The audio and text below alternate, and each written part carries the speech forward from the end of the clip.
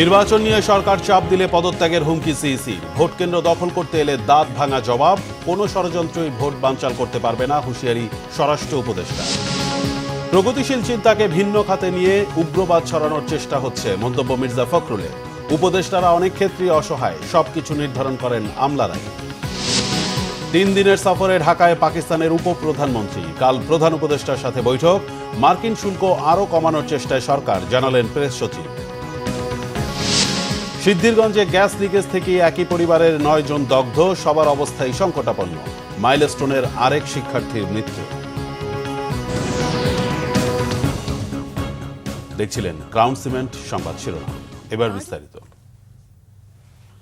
প্রধান নির্বাচন commissioner AMM Nasir Uddin বলেছেন, নির্বাচন নিয়ে সরকার চাপ দিলে পদত্যাগ করবেন তিনি।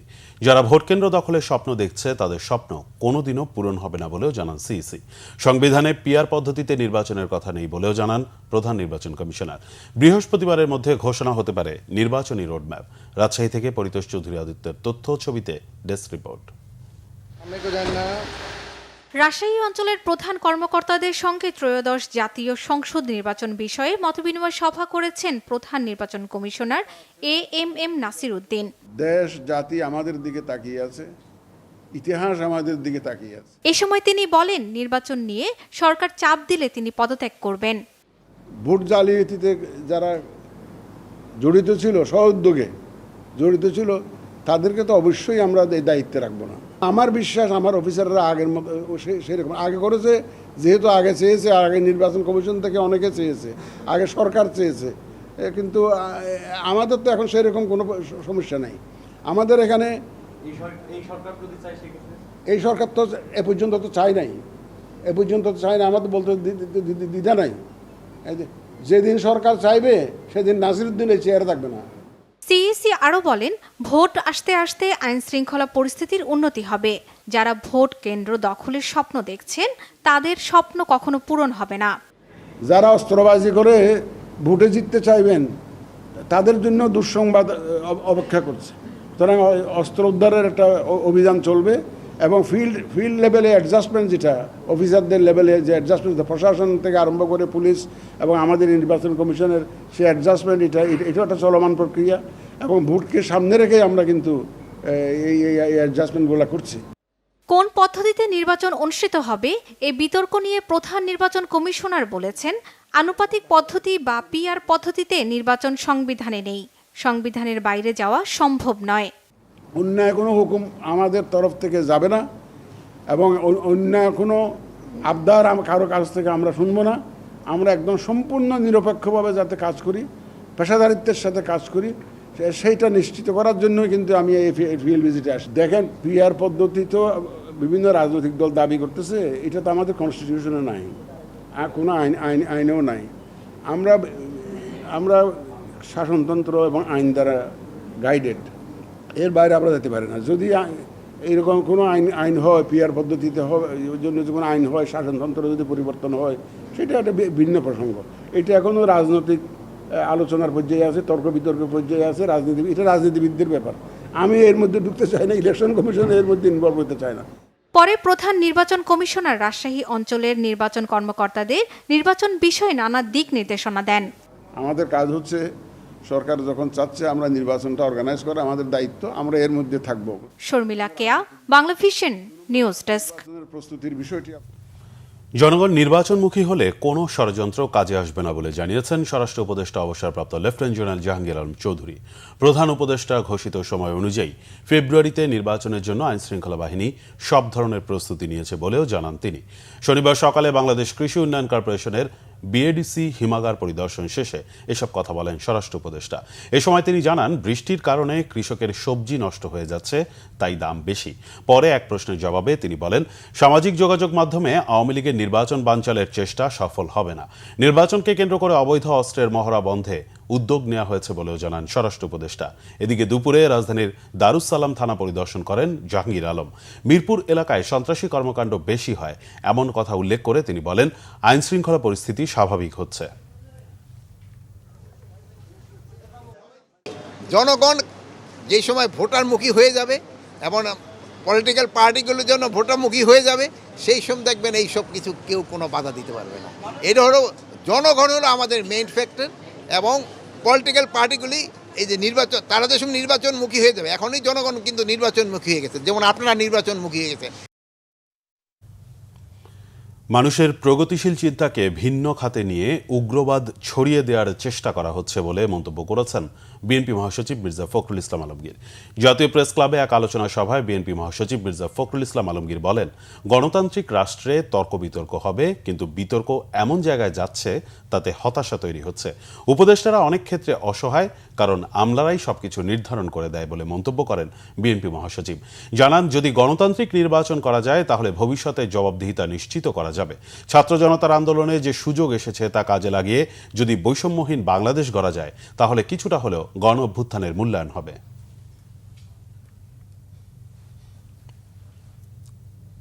আমাদেরকে এখন এই ওয়েলফেয়ার স্টেট, এই কল্যাণমূলক রাষ্ট্রের কথা চিন্তা করেই এমন সিস্টেমের মধ্যে যেতে হবে যে সিস্টেমের মধ্যে দিয়ে আমরা আমাদের নির্বাচিত প্রতিনিধিরা আমাদের সেই অন্তত মিনিমাম ন্যূনতম যে ন্যায় বিচার, সেই ন্যায় বিচারটা নিশ্চিত করবেন জনগণের।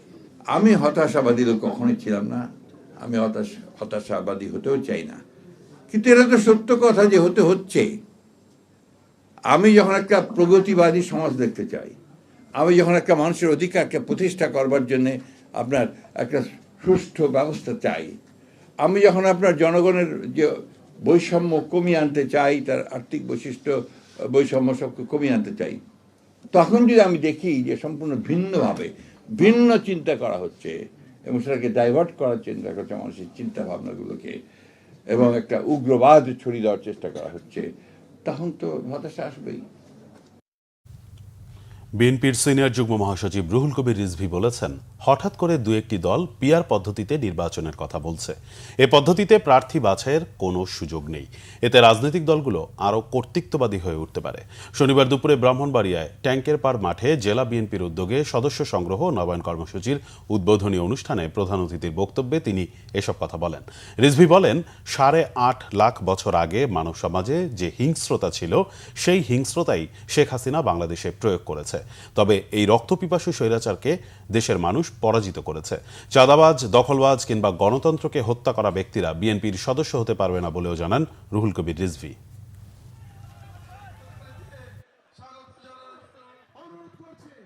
শেখ হাসিনা যা চাচ্ছিলেন, পিআর পদ্ধতি মানে আনুপাতিক নির্বাচন পদ্ধতি, অনেকটা ওইরকম।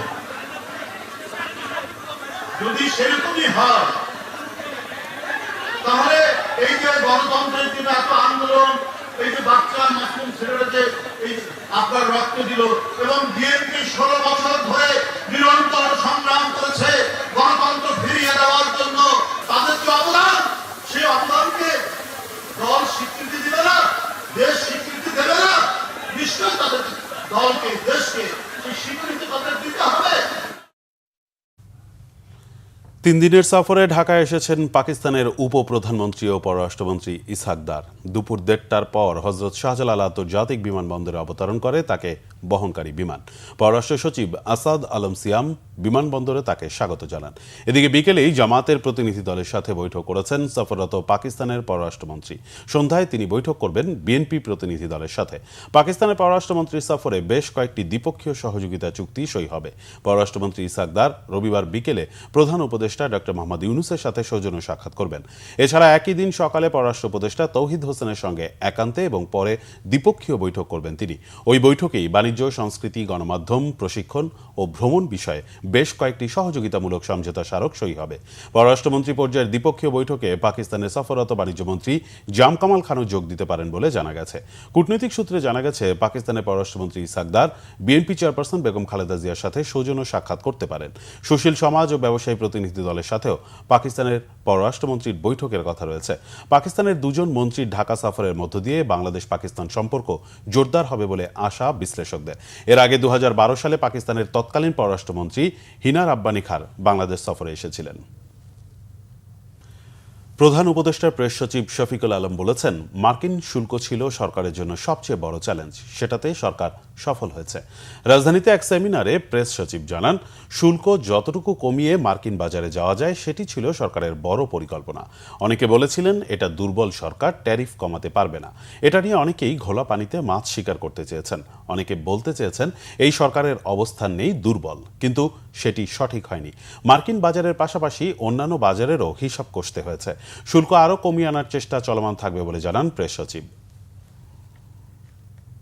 ইউএস ট্রেড ট্যারিফটাকে নিয়ে অনেকে বলতে চেয়েছেন যে এটা একটা দুর্বল government, interim government, it's not a political government না। তাদের কি ওই লেভারেজটা আছে কিনা ইউএসএর থেকে একটা বেটার ট্যারিফ টক্সের মাধ্যমে বেটার ট্যারিফটা নিয়ে আসার জন্য। প্লাস অনেকে খুব হাইলাইট করলেন এনডিএ, এবং এটা একটা আমরা বলবো যে পুরো জিনিসটাকে একটা অনেকে এইটার থেকে ঘোলা পানিতে মাছ শিকার করতে চেয়েছেন। তো আমরা কিন্তু এই গভর্নমেন্ট কিন্তু প্রথম থেকে কনফিডেন্ট ছিল we can secure a better deal. নারায়ণগঞ্জের সিদ্ধিরগঞ্জে গ্যাস লিকেজ থেকে আগুনে নারী ও শিশু সহ একই পরিবারের 9 জন দগ্ধ হয়েছেন। সবার অবস্থাই সংকটাপন্ন বলে জানিয়েছেন চিকিৎসক। শুক্রবার রাত 3:30টার দিকে সিদ্ধিরগঞ্জের হিরাজিল এলাকার টিনশেড বাসায় এই ঘটনা হয়। দগ্ধদের জাতীয় বার্ন ও প্লাস্টিক সার্জারি ইনস্টিটিউটে ভর্তি করা হয়েছে। তাদের স্বজনরা জানান, টিনশেড বাড়িতে ভাড়া থাকেন 2 বোন আসমা ও সালমার পরিবার, সঙ্গে তাদের বাবা মাও থাকেন। বাড়িটির পাশ দিয়ে গ্যাস লাইনের পাইপ রয়েছে, সেখান থেকেই গ্যাস লিক হয়ে বাসাটিতে ছড়িয়ে পড়ে। সেই গ্যাস থেকে আগুন লেগে বাসাটিতে ছড়িয়ে পড়ে, এতে পুড়ে যান নারী ও শিশু সহ 9 জন। পরে তাদের উদ্ধার করে ভোরে জাতীয় বার্ন ইনস্টিটিউটে পাঠানো হয়। উত্তরার মাইলস্টোন স্কুল অ্যান্ড কলেজে বিমান বাহিনীর প্রশিক্ষণ যুদ্ধ বিমান বিধ্বস্তের ঘটনায় আরও একজন মারা গেছে। নিহত তাসনিয়া মাইলস্টোন স্কুল অ্যান্ড কলেজের শিক্ষার্থী ছিল। আজ সকাল 8টার দিকে জাতীয় বার্ন ও প্লাস্টিক সার্জারি ইনস্টিটিউটের আইসিইউতে চিকিৎসাধীন অবস্থায় মারা যায় তাসনিয়া। এ নিয়ে এই দুর্ঘটনায় নিহতের সংখ্যা বেড়ে দাঁড়ালো 37 জনে। গত 21 জুলাই ঢাকার উত্তরার মাইলস্টোন স্কুল অ্যান্ড কলেজের দিয়াবাড়ির স্থায়ী ক্যাম্পাসে একটি প্রশিক্ষণ যুদ্ধ বিমান বিধ্বস্ত হয়। এতে অনেকেই হতাহত হন। অনেকে এখনও চিকিৎসাধীন, তাদের কারো কারো অবস্থা এখনও শঙ্কামুক্ত নয়। নিহত 37 জনের মধ্যে অধিকাংশই শিশু শিক্ষার্থী। স্বাস্থ্য ও পরিবার কল্যাণ উপদেষ্টা নুরজাহান বেগম বলেছেন, স্বাস্থ্যসেবা নিশ্চিতে সব ধরনের সিন্ডিকেট ভাঙার চেষ্টা করছে সরকার। দুপুরে রংপুর মেডিকেল কলেজ হাসপাতাল পরিদর্শন শেষে তিনি কথা বলেন। নুরজাহান বেগম বলেন, স্বাস্থ্য খাতের যে নৈরাজ্য সৃষ্টি হয়েছে তা নতুন কোনো ঘটনা নয়। বিগত সরকার আমলেই এসব সিন্ডিকেটের অবস্থান শক্ত হয়েছে। স্বচ্ছতা ও জবাবদিহিতার মাধ্যমে মেধাভিত্তিক চিকিৎসক ও নার্স নিয়োগ সম্পূর্ণ হলে সেবায় গতি আসবে। উপদেষ্টা বলেন, আগামী মাস থেকে ইতিবাচক পরিবর্তন আসবে এই খাতে। এজন্য সুশীল সমাজ ও রাজনৈতিক ব্যক্তিবর্গের এগিয়ে আসার আহ্বান জানান উপদেষ্টা। সিলেটের সাদা পাথর লুটপাট ও সংশ্লিষ্ট ঘটনায় বিজিবির দায়িত্বের অবহেলা আছে কিনা তা তদন্ত করছে উচ্চ পর্যায়ের তদন্ত কমিটি। দুপুরে সিলেটের লালাখাল এলাকায় টহল কার্যক্রম শেষে তথ্য জানান 19 বিজিবির CO lieutenant colonel Mohammad Zubair Anwar. তিনি বলেন, সাদা পাথর লুটপাটের সাথে জড়িত মহল বিজিবি সম্পর্কে নানা ধরনের অপতথ্য প্রচার করছে। বিজিবি সার্বক্ষণিক তাদের আওতাধীন এলাকায় টহল অব্যাহত রেখেছে। এছাড়া বিজিবি ক্যাম্পের আওতাধীন সীমান্তের 300 গজের ভেতর এলাকাগুলোতে পাথর লুটপাট করতে পারেনি দুর্বৃত্তরা। গেল 2 মাসে পাথর চুরিতে ব্যবহৃত 6 শতাধিক বার্কি নৌকা জব্দসহ আইনানুগ ব্যবস্থা গ্রহণ করেছে বিজিবি। ময়নাতদন্ত শেষে মুন্সিগঞ্জ জেনারেল হাসপাতাল থেকে স্বজনদের কাছে হস্তান্তর করা হয়েছে জ্যেষ্ঠ সাংবাদিক বিভুরঞ্জন সরকারের মরদেহ। স্বজনরা জানান, বৃহস্পতিবার সকালে অফিসে যাওয়ার কথা বলে বাড়ি থেকে বের হয়ে আর ফেরেননি তিনি। শুক্রবার বিকেলে মুন্সিগঞ্জের গজারিয়া উপজেলার চরবালাকি এলাকার মেঘনা নদী থেকে ভাসমান অবস্থায় তার মরদেহটি উদ্ধার করে নৌ পুলিশ। ময়নাতদন্তের জন্য পাঠানো হয় জেনারেল হাসপাতালে। দুপুরে হাসপাতাল থেকে হস্তান্তর করা হয় মরদেহটি। মুন্সিগঞ্জ জেনারেল হাসপাতালের আবাসিক মেডিকেল অফিসার ডাক্তার শেখ মোহাম্মদ এহসান জানান, ফরেনসিক প্রতিবেদন পাওয়ার পর জানা যাবে মৃত্যুর মূল কারণ। দেশের বিভিন্ন জায়গার আরো কিছু খবর নিয়ে ডেস্ক রিপোর্ট। সরকারি প্রাথমিক বিদ্যালয়ের প্রধান শিক্ষক ও প্রাথমিক শিক্ষা সংশ্লিষ্ট কর্মকর্তাদের সাথে শিক্ষার মানোন্নয়ন করণীয় বিষয়ে মতবিনিময় হয়েছে কিশোরগঞ্জে। সকালে কিশোরগঞ্জ জেলা শিল্পকলা একাডেমিতে জেলা প্রশাসন ও জেলা শিক্ষা অফিসের আয়োজনে মতবিনিময় সভায় প্রধান অতিথি ছিলেন প্রাথমিক ও গণশিক্ষা মন্ত্রণালয়ের উপদেষ্টা অধ্যাপক ডাক্তার বিধান চন্দ্র রায় পোদ্দার। জেলার শতবর্ষের ঐতিহ্যবাহী খাগড়াছড়ি সরকারি উচ্চ বিদ্যালয়ের নবনির্মিত ফটক উদ্বোধন করলেন পার্বত্য চট্টগ্রাম বিষয়ক মন্ত্রণালয়ের উপদেষ্টা সুপ্রদীপ চাকমা। সকালে খাগড়াছড়ি পার্বত্য জেলা পরিষদের বাস্তবায়নে নবনির্মিত ফটক উদ্বোধনের সময় জেলার শিক্ষার মান উন্নয়নে শিক্ষক, জনপ্রতিনিধি ও সুশীল সমাজকে এগিয়ে আসার আহ্বান জানান তিনি। বিএনপি চেয়ারপারসন বেগম খালেদা জিয়ার ৮০তম জন্মদিন উপলক্ষে দোয়া মাহফিল হয়েছে চট্টগ্রাম মহানগরীর নাসিরাবাদ কনভেনশন সেন্টারে। সভায় প্রধান অতিথি ছিলেন city mayor doctor Shahadat Hossain. তিনি চিকিৎসকদের জনগণের কল্যাণে কাজ করার পরামর্শ দেন। বিএনপির কেন্দ্রীয় নির্বাহী কমিটির স্বেচ্ছাসেবক বিষয়ক সম্পাদক মীর শরফত আলী সপু বলেছেন, আজকে যারা বলে নির্বাচন ফেব্রুয়ারিতে হবে না, তারা বোকার স্বর্গে বাস করছেন। নির্বাচন ছাড়া দেশের কোনো গতি নেই। বিকালে মুন্সিগঞ্জের শ্রীনগর উপজেলার দোগাছিতে লোহার পুল উদ্বোধন শেষে সাংবাদিকদের প্রশ্নের জবাবে তিনি এই মন্তব্য করেন। রাজধানীর কারওয়ান বাজারের সকল মার্কেটের ব্যবসায়ী নেতাদের পক্ষ থেকে কিচেন মার্কেটের ছাদে এক মতবিনিময় সভা হয়েছে। এতে প্রধান অতিথি ছিলেন ঢাকা মহানগর উত্তর বিএনপির সাবেক আহ্বায়ক সাইফুল আলম নীরব। সঞ্চালনায় ছিলেন সমাজসেবক আলহাজ মোহাম্মদ বেলায়েত হোসাইন। সভাপতিত্ব করেন ইসলামিয়া শান্তি সমিতির সহ সভাপতি আলহাজ মোহাম্মদ শাহ কামাল মানিক। পার্বত্য বিষয়ক মন্ত্রণালয়ের মতো চর বিষয়ক মন্ত্রণালয় ও দারিদ্র্য বিমোচন করার দাবিতে দুপুরে জেলা পরিষদ হলরুমে কুড়িগ্রাম জেলা উন্নয়ন ও বাস্তবায়ন পরিষদের অভিষেক অনুষ্ঠান হয়েছে। কুড়িগ্রাম জেলা উন্নয়ন ও বাস্তবায়ন পরিষদ নেতাদের অভিষেক অনুষ্ঠানে সাংবাদিক অধ্যাপক শফিকুল ইসলাম বেবুর সভাপতিত্বে বক্তব্য রাখেন কুড়িগ্রাম জেলা উন্নয়ন ও বাস্তবায়ন পরিষদের নেতারা। সিরাজগঞ্জে ধানবান্ধি আদর্শ মানব কল্যাণ সমাজের প্রতিষ্ঠাতা ও সমাজসেবক হাজী আব্দুস সাত্তারের নিজস্ব অর্থায়নে দুস্থ অসহায় ৪০ জন নারীকে একটি করে সেলাই মেশিন দেওয়া হয়েছে। তাদের ৩ মাস ব্যাপী প্রশিক্ষণ শেষে সনদপত্র ও সেলাই মেশিন দেওয়া হয়।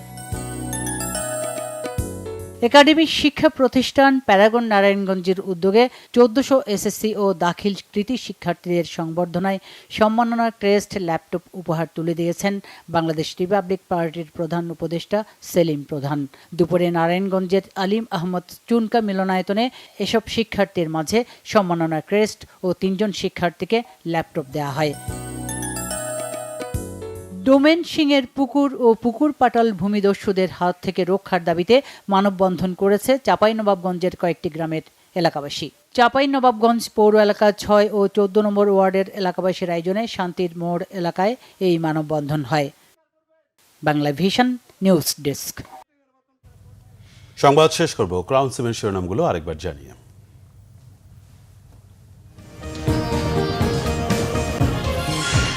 নির্বাচন নিয়ে সরকার চাপ দিলে পদত্যাগের হুমকি সিইসি। ভোট কেন্দ্র দখল করতে এলে দাঁত ভাঙা জবাব। কোনো ষড়যন্ত্রই ভোট বানচাল করতে পারবে না, হুঁশিয়ারি স্বরাষ্ট্র উপদেষ্টা। প্রগতিশীল চিন্তাকে ভিন্ন খাতে নিয়ে উগ্রবাদ ছড়ানোর চেষ্টা হচ্ছে, মন্তব্য মির্জা ফখরুলের। উপদেষ্টারা অনেক ক্ষেত্রেই অসহায়, সবকিছু নির্ধারণ করেন আমলারাই। ৩ দিনের সফরে ঢাকায় পাকিস্তানের উপপ্রধানমন্ত্রী। কাল প্রধান উপদেষ্টার সাথে বৈঠক। মার্কিন শুল্ক আরও কমানোর চেষ্টায় সরকার, জানালেন প্রেস সচিব। সিদ্ধিরগঞ্জে গ্যাস লিকেজ থেকে একই পরিবারের ৯ জন দগ্ধ, সবার অবস্থাই সংকটাপন্ন। মাইলস্টোনের আরেক শিক্ষার্থীর মৃত্যু।